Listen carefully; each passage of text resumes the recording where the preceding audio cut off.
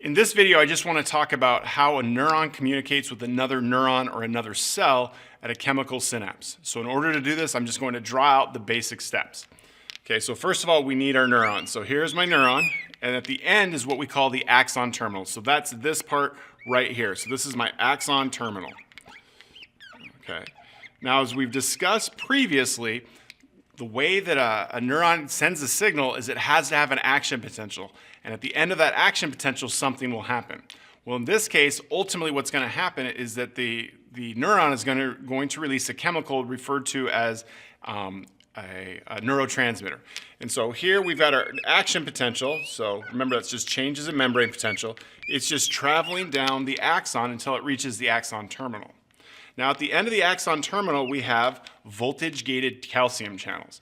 And so what happens here is that these channels will open due to a change in membrane potential, and calcium will go in. So we have lots of calcium outside of the cell compared to inside, and so calcium will go in. And so we're going to draw one over here. So lots of voltage-gated channels open. Calcium goes into the voltage-gated, or goes through the voltage-gated channel inside of the cell. Now, inside of the cell, we've got what are called vesicles. And so remember, vesicles are just containers. And in these containers, specifically here, we've got neurotransmitter. And so what happens is calcium comes into the cell, which signals these containers or these vesicles to move to the membrane. Now, once they get to the membrane, they kind of bind with it, and they release their contents into the synaptic cleft, okay, which is the space in between the neuron and the other cell. And so with our other cell here, we'll draw it here. So here's just my other cell. On this other cell, we're going to have some sort of ligand-gated channel. Okay, and what happens is this neurotransmitter goes all over the place, and hopefully it binds with the receptor on that other cell. And so when this happens, that activates that receptor, and a new channel, or a channel is going to open up, and then that will allow an ion to move in or out.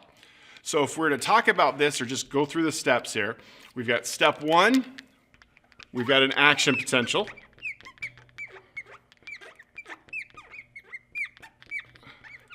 Okay, step two is we open voltage-gated calcium channels.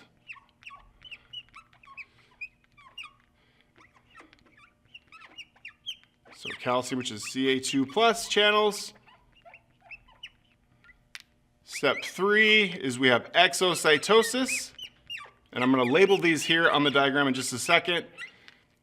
Step four, we have the neurotransmitter, so NT binds to receptor.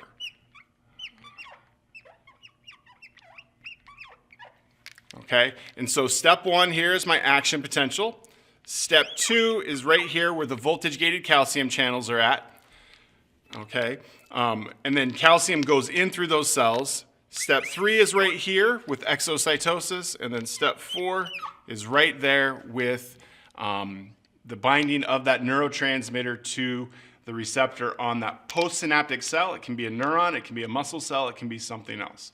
And so these are just the basic steps of how one neuron communicates with another neuron or another cell. And this is an example of a chemical synapse.